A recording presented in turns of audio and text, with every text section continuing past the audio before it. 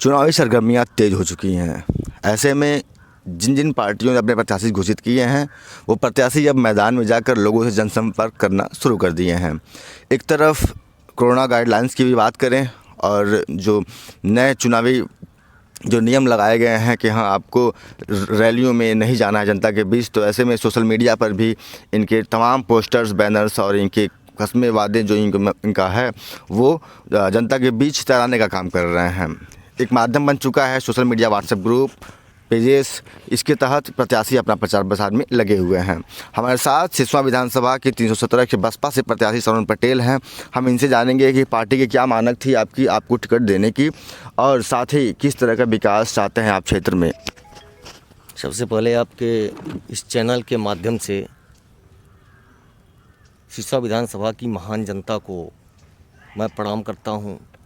गोरखपुर मंडल के सहित उत्तर प्रदेश के सभी लोगों को, भारतवर्ष के सभी लोगों को, सभी मुल्क के मालिकों को मैं प्रणाम करता हूं और नए वर्ष की हार्दिक मंगल कामना देता हूं। आपने पूछा है मुझसे कि किस मानक के तहत आपको टिकट सिसवा विधानसभा में दिया गया है, तो मैं आपको बताना चाहूँगा कि मैं बहुजन समाज पार्टी का सन 2007 से कार्य करता हूँ। बहुजन समाज पार्टी का मैं मंडल कोऑर्डिनेटर भी हूँ। बहुजन समाज की पार्टी ने अपने कैडर के लोगों को टिकट देना सुनिश्चित किया है। क्योंकि मैं कैडर का व्यक्ति हूँ, इस नाते बहन कुमारी मायावती जी ने, जो हमारी माननीय नेताजी भी हैं, उन्होंने मुझे कैडर का होने के नाते 317 सिसवा विधानसभा से अपना प्रत्याशी बनाया है। दूसरा प्रश्न आपने किया है कि आपका मुद्दा क्या है, उद्देश्य क्या है। विकास का 1947 में देश आज़ाद हुआ था। 26 जनवरी 1950 को इस देश में भारत का अपना संविधान लागू हुआ था।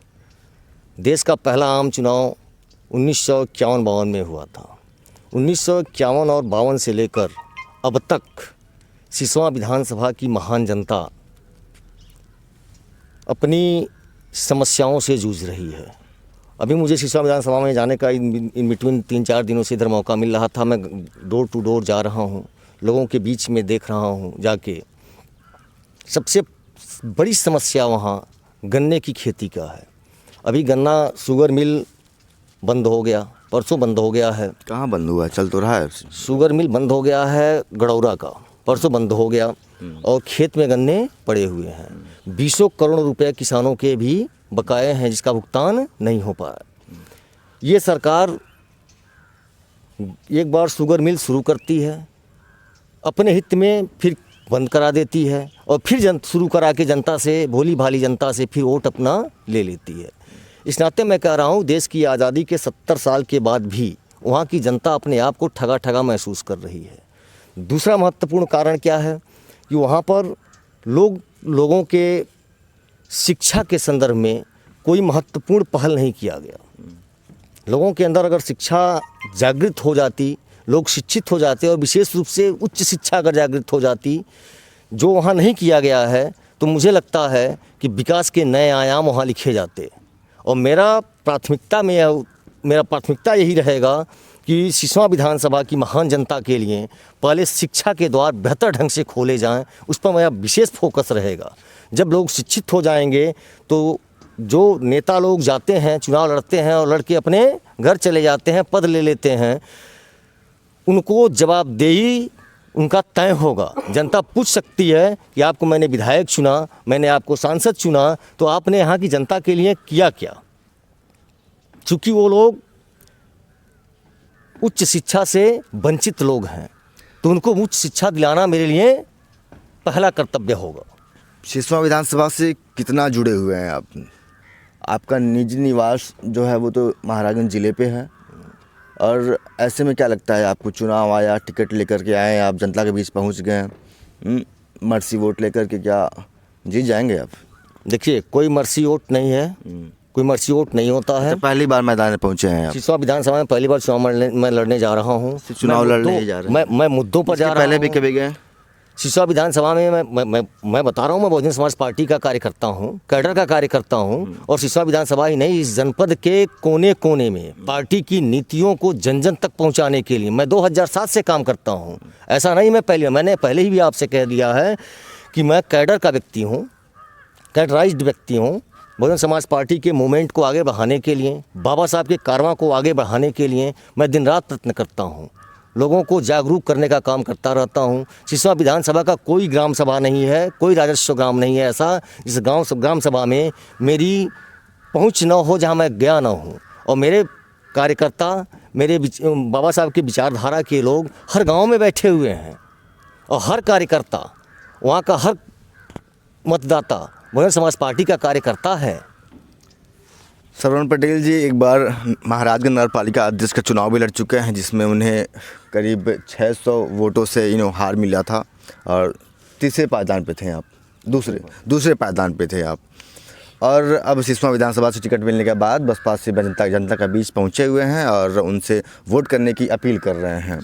तो अभी जो मेहनत चल रही है आपकी, ऐसे मेहनत में क्या निकल के आ रहा है, क्या निष्कर्ष निकल के आ रहा है? जनता आपको लाइक कर रही है? जैसे क्योंकि वहाँ पे एक कहें कि पॉपुलर फेस प्रेम सागर पटेल विधायक जो 5 साल से रहे हुए हैं, वो भी वहाँ मैदान में हैं। देखिए, उनके साथ साथ उनके बच्चे भी हैं, उनके छवि को बनाने का काम कर रहे हैं। साथ ही वो जो विकास किए हुए हैं उसे भी वो गिनाएंगे।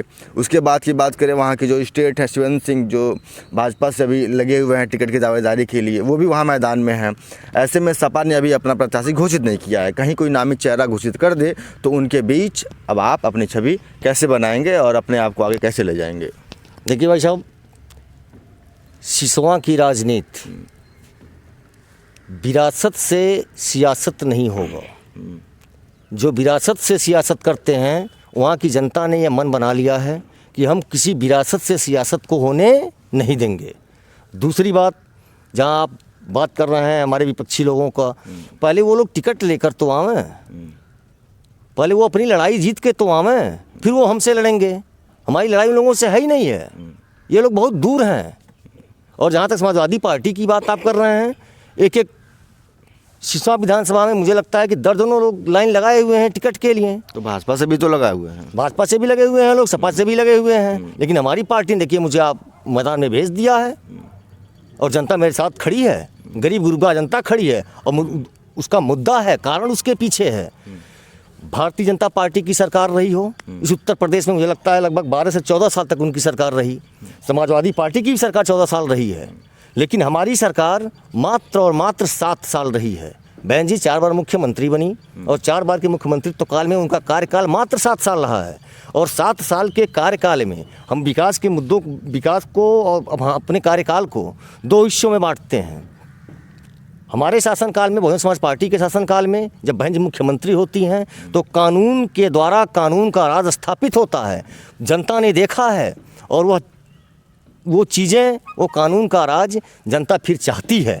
नंबर 2, अब महाराजगंज के परिप्रेक्ष्य में जब हम बात करते हैं आपसे, मैं प्रदेश की बातें अभी नहीं करता हूँ, मैं महाराजगंज की बात करता हूँ। महाराजगंज में जिला मुख्यालय बनाने का काम अगर किसी ने किया था तो बहन कुमारी मायावती जी ने किया था। महाराजगंज में हॉस्पिटल बनवाने का जो काम किया था वो बहन कुमारी मायावती जी ने किया था। महाराजगंज में जो छत्रपति साहू जी महाराज स्टेडियम है उसको बनाने का काम बहन मायावती जी ने किया था। महाराजगंज में जो जेल बना हुआ है उसको बनवाने का काम बहन मायावती जी ने किया था। आपकी बहन जी ने जो कुछ दिया वो महाराजगंज को दिया, सिसवा को क्या दिया? सिसवा में, सिसवा की जनता को, सिसवा में आप देखेंगे, मुझे लगता है कि हर पंचायत स्तर पर उन्होंने सामुदायिक स्वास्थ्य केंद्रों का स्थापना कराया। यहाँ तक मोदी जी ने सामुदायिक शौचालय दे दिए हर एक स्वास्थ्य पंचायतों पे। जिसकी जैसी सोच होती है वैसा करते हैं। प्राथमिक विद्यालय नहीं दी, सबसे ज़्यादा प्राथमिक विद्यालय तो हमारी सरकार में मिली। सोच गंदी है, फिर शौचालय बनवा दिया तो नहीं, लोग शौच करने बाहर नहीं जाएंगे। नहीं, शौचालय बनवाए, लेकिन शौचालय का उपयोग कहाँ कर रहे हैं, जनता कर पा रही है। उन्होंने तो सिर्फ एक जुमला फेंक दिया है। फिर कौन कर रहा है उपयोग उसका उपयोग? ये आप पंचायत में, ग्राम पंचायत के लोग ही तो करेंगे। आप ग्राउंड में जाइए और देखिए, जो शौचालय मोदी जी ने बनवाया है, मोदी जी ने जो सरकार ने बनवाया है, उस शौचालय का उपयोग कहाँ हो रहा है? मैं तो क्षेत्र में घूम रहा हूँ, सड़कें गंदी हैं, गांव से लोग निकलते हैं, गांव से निकलना दूभर हो गया है। तो आप कौन सा ऐसे योजना लाएंगे, क्या करेंगे कि आप वो सड़कें साफ हो जाएंगी, लोग शौच करने बाहर नहीं जाएंगे? हम भारत के संविधान के अनुसार, चूँकि हमारे पार्टी का कोई घोषणा पत्र नहीं होता है, मेरी पार्टी का घोषणा पत्र होता है भारत का संविधान। भारत के संविधान को 100% लागू कर देंगे। हर गरीब, हर मजलूम उसको शिक्षा, सस्ती शिक्षा मिलेगी, सस्ती दवाई मिलेगी, रोज़गार मिलेगा और लोग खुशहाल रहेंगे। अच्छा ठीक है, अब लास्ट पे आते हैं। अंतिम सवाल हमारे होंगे ये, आप अपने विधानसभा क्षेत्र में सिसवा में जनता से क्या अपील कर रहे हैं? कुछ करीब 5 काम ऐसे गिनाइए जो उनको उसकी सख्त ज़रूरत है और जिसे आपने महसूस किया हो, जिस पे आप चुनाव लड़ेंगे। देखिए, 5 काम। हम सिसवा की महान जनता से यह अपील करते हैं कि जो आपने 5 काम की बात किया है, मैं 5 काम एक किनारे से गिनाता हूँ। सबसे पहला वो भाट बेल्ट मैक्सिमम है, जहाँ पर किसानों की जो गन्ने की फसल है, गन्ने की फसल की वाजिब कीमत उनको मिलनी चाहिए। दूसरी चीज़, समय से, दूसरा प्रश्न, दूसरा बिंदु है समय से उनका भुगतान होना चाहिए। तीसरा, जो मिल चलते हैं, क्योंकि वहाँ के लोग किसान, मैक्सिमम किसान हैं और मैं भी किसान परिवार से ही आता हूँ, तो मैं चाहूँगा जब मेरी सरकार बनेगी कि समय से गन्ना गिरे, समय से गन्ने का उचित भुगतान हो।